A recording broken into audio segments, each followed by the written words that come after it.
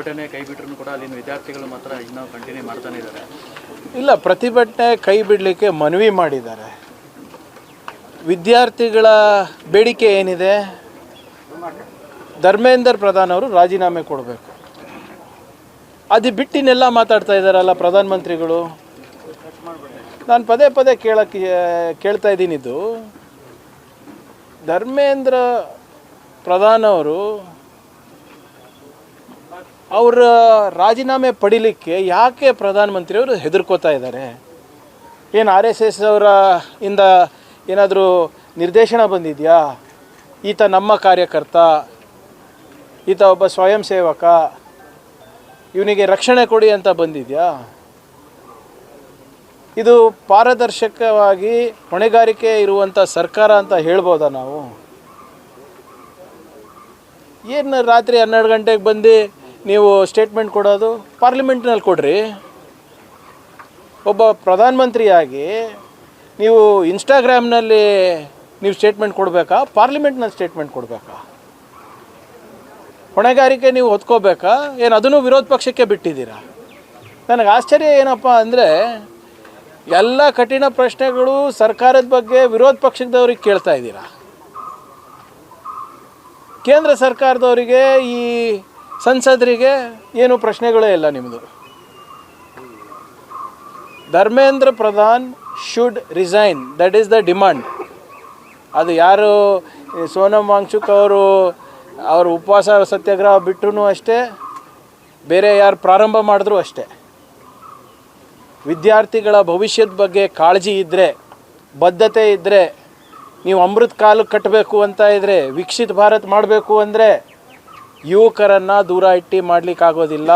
ಅವರ ಹಿತಾಸಕ್ತಿ ಬಗ್ಗೆ ಒಂದು ಸ್ವಲ್ಪನ ಕಾಳಜಿ ಇದ್ದರೆ ಧರ್ಮೇಂದ್ರ ಪ್ರಧಾನನ ರಾಜೀನಾಮೆ ತಗೋಬೇಕು.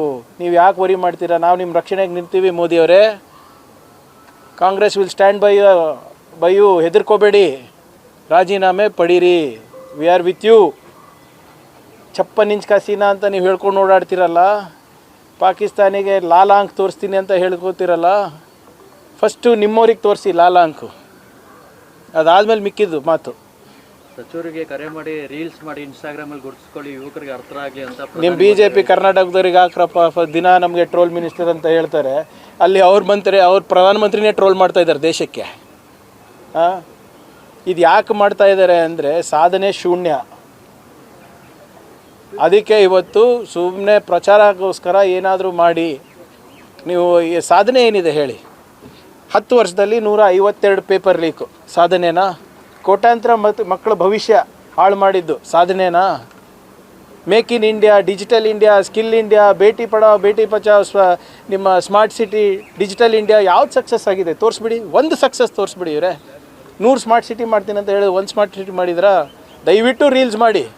ಆದರೆ ಬೇರೆದು ಯಾವುದೋ ಒಂದು ಅಮೇರಿಕಾದು ಇದ್ರದ್ದು ರೀಲ್ಸ್ ಅಲ್ಲ, ಬೇರೆ ದೇಶದ ತೋರಿಸೋದಲ್ಲ, ಫೇಕ್. ಇದು ನಿಮ್ಮ ಸಾಧನೆಗಳೇನಿದೆ ತೋರಿಸಿ. ನೀಟು ಹೋರಾಟ ಏನಾದ್ರು ಹಳಿ ತಪ್ತಾ ಇದೆ ಅಂತ ಸರ್? ಯಾಕಂದ್ರೆ ಅಲ್ಲಿ ದೇಶದ್ರೋಹಿಗಳದ್ದು ಫೋಟೋಗಳನ್ನೆಲ್ಲ ಹಿಡಿದ ಅಂತ. ಯಾರು ದೇಶದ್ರೋಹಿ? ಯಾರು? ಉಮರ್ ಖಾಲಿದ್ ಮತ್ತೆ ಶಾರ್ಜಲ್ ಫೋಟೋ. ಆಯ್ತು ರೀ, ಉಮರ್ ಖಾಲಿದ್ದು ಜೈಲ್ನಲ್ಲಿದ್ದಾರಲ್ಲ, ಚಾರ್ಜ್ ಶೀಟ್ ಯಾಕೆ ಹಾಕಿಲ್ಲ? ಇದು ಅತ್ಯಂತ ಸಮರ್ಥ ಸರ್ಕಾರ ಅಲ್ವಾ? ನಮಗೆ ಸ್ವಾತಂತ್ರ್ಯ ಬಂದಾದ ಮೇಲೆ ಅತ್ಯಂತ ಸಮರ್ಥ ಸರ್ಕಾರ ಇದ್ದವರು ಇನ್ನು ಉಮರ್ ಖಾಲಿದವರಿಗೆ ಯಾಕೆ ಇನ್ನೂ ಶಿಕ್ಷೆ ಆಗಿಲ್ಲ? ಬೇರೆಯವ್ರಿಗೆ ಯಾಕೆ ಶಿಕ್ಷೆ ಆಗಿಲ್ಲ? ಇವ್ರು ಯಾರು ಆ್ಯಂಟಿ ನ್ಯಾಷನಲ್ ಅಂತ ಘೋಷಣೆ ಮಾಡೋದಕ್ಕೆ? ಇವರೇನು ಗುತ್ತಿಗೆ ತೊಗೊಂಡಿದ್ದಾರಾ? 52 ವರ್ಷ ಬೇಕಾಗಿತ್ತು ಇವರಿಗೆ ನಮ್ಮ ದೇಶದ ಬಾವುಟ ಹಾರಿಸ್ಲಿಕ್ಕೆ RSS ಕ್ಯಾಂಪ್ನಲ್ಲಿ, RSS ಹೆಡ್ ಕ್ವಾರ್ಟರ್ನಲ್ಲಿ. ಅದನ್ನು ಕೋರ್ಟ್ ಆದೇಶ ಬಂದ ಮೇಲೆ ಹಾಕಿದ್ದು.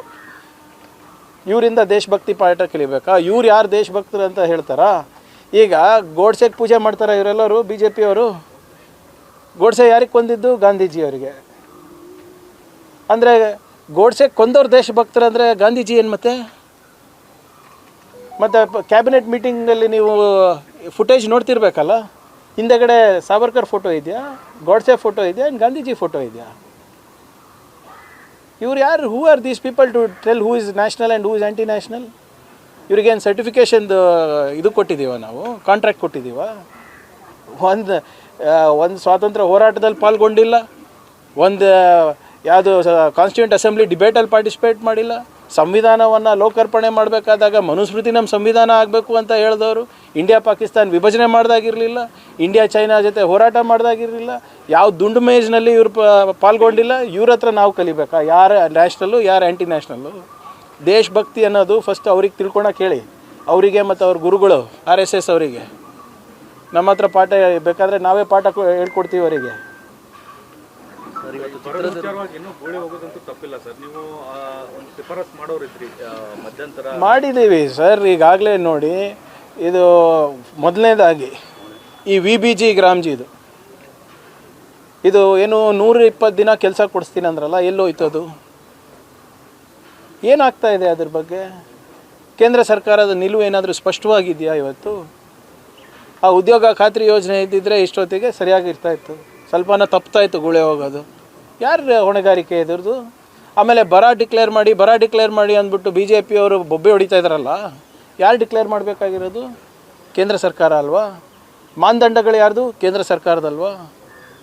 ಅದ್ರ ಪ್ರಕಾರ ನಾವು ಈಗಾಗಲೇ ರೆವಿನ್ಯೂ ಮಿನಿಸ್ಟರು, ಮುಖ್ಯಮಂತ್ರಿಗಳು ಎಲ್ಲರೂ ಬರೆದಿದ್ದಾರಲ್ಲ, DCM ಬರೆದಿದ್ದಾರಲ್ಲ, ಅದಕ್ಕೇನಾದರೂ ಉತ್ತರ ಕೊಟ್ಟಿದ್ದಾರ ಅವರು? ಇದು ಒಳ್ಳೆ ಕಥೆ ಆಯಿತು. ಹೊಣೆಗಾರಿಕೆ ಬರೀ ರಾಜ್ಯ ಸರ್ಕಾರದ್ದು, ಕೇಂದ್ರ ಸರ್ಕಾರದ್ದು ಏನು ರೀಲ್ಸ್ ಮಾಡೋದಾ? ಅಷ್ಟಕ್ಕೆ ಸೀಮಿತ ಅವ್ರದ್ದೇನು ಜವಾಬ್ದಾರಿ ಇಲ್ವಾ? ನಮ್ಮ ತೆರಿಗೆ ಬೇಕು, ನಮ್ಮ ಶ್ರಮ ಬೇಕು, ನಮ್ಮ ಬೆವರು ಬೇಕು ಕನ್ನಡಿಗರದು.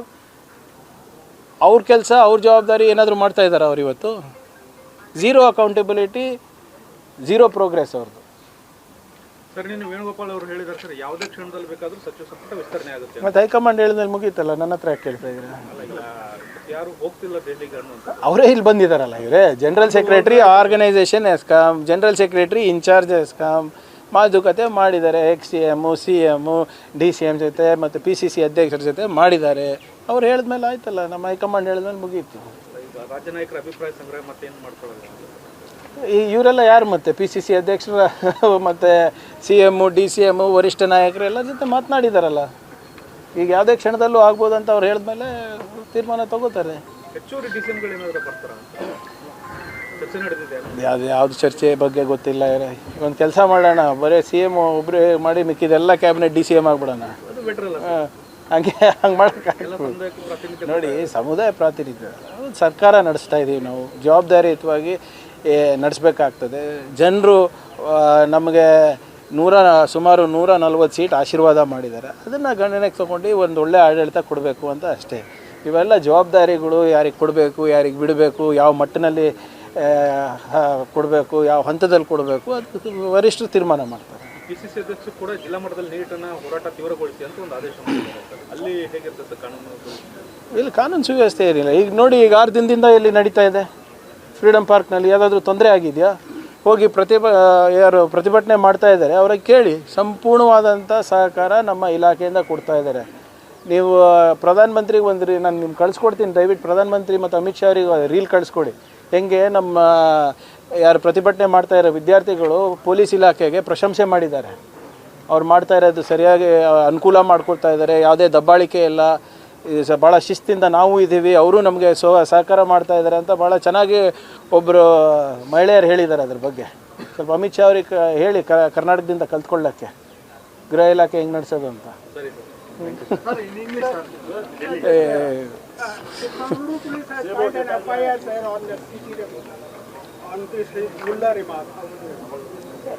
So is it you are asking why we have filed on this, Mr. C.T. Ravi? Not asking, I'm just asking that.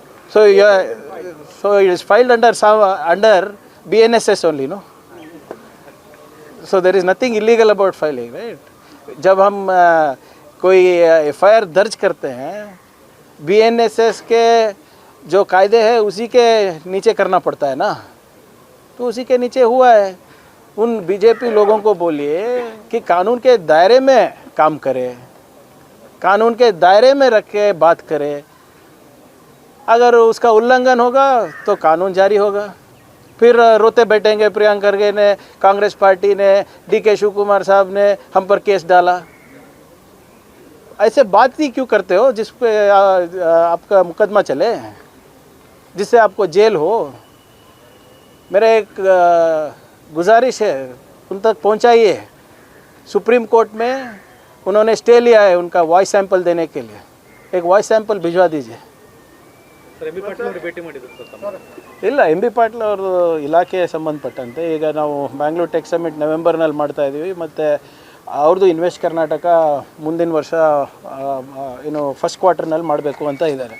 So ಅದು ಸಮಾಲೋಚನೆಗೆ ಬಂದಿದ್ರು ಅಷ್ಟೇ. ಈ ಮುಂಗಾರು ಅಧಿವೇಶನದಲ್ಲಿ ಕನ್ನಡಿಗರಿಗೆ ಖಾಸಗೀಕರಣದಲ್ಲಿ ಆದ್ಯತೆ ಕೊಡ್ತಕ್ಕಂಥ ಬಿಲ್ ಏನಾದ್ರು ತಪ್ಪಿದೆ ಸರ್?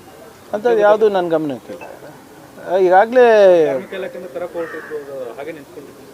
ಇಲ್ಲ, ಅದು ಇನ್ನೂ ಯಾವುದು ಚರ್ಚೆಗೆ ಬಂದಿಲ್ಲ, ಕ್ಯಾಬಿನೆಟ್ ತನಕ ಬಂದಿಲ್ಲ. ಅದು ಇಲಾಖೆ ಮಟ್ಟದಲ್ಲಿ ಚರ್ಚೆ ಆಗ್ತಿರ್ಬೋದು, ಅದ್ರ ಬಗ್ಗೆ ಹೆಚ್ಚು ಮಾಹಿತಿ ಇಲ್ಲ, ಕ್ಯಾಬಿನೆಟಿಗೆ ಬಂದಿಲ್ಲ ಸದ್ಯಕ್ಕೆ. Okay sir. Sir, National Testing Agency has removed 47 officials to initiate action. How do you see it? What's the point? What's the point of removing 47 people when the person, the head of the department, is still functioning? Why is Mr. Dharmendra Pradhan not resigning? Why is he so indispensable? Because he's a RSS man.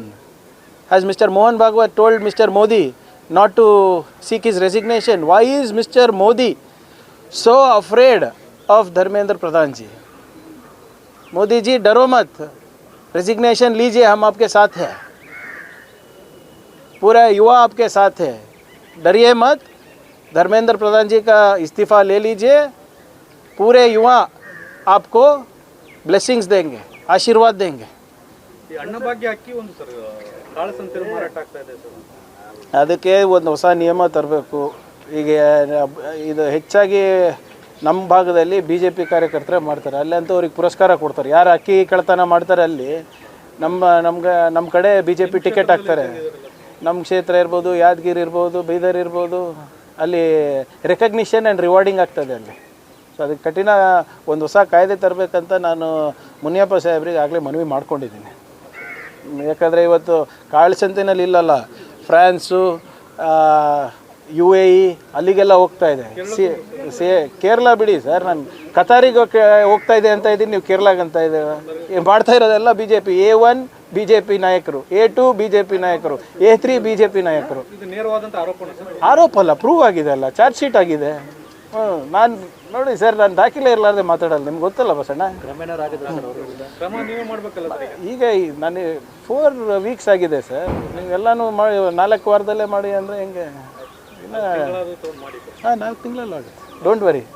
ನಿಮ್ಗೆ breaking ಬೇಕಾ? Guarantee news, ಸುದ್ದಿ ಖಚಿತ, ನ್ಯಾಯ ನಿಶ್ಚಿತ.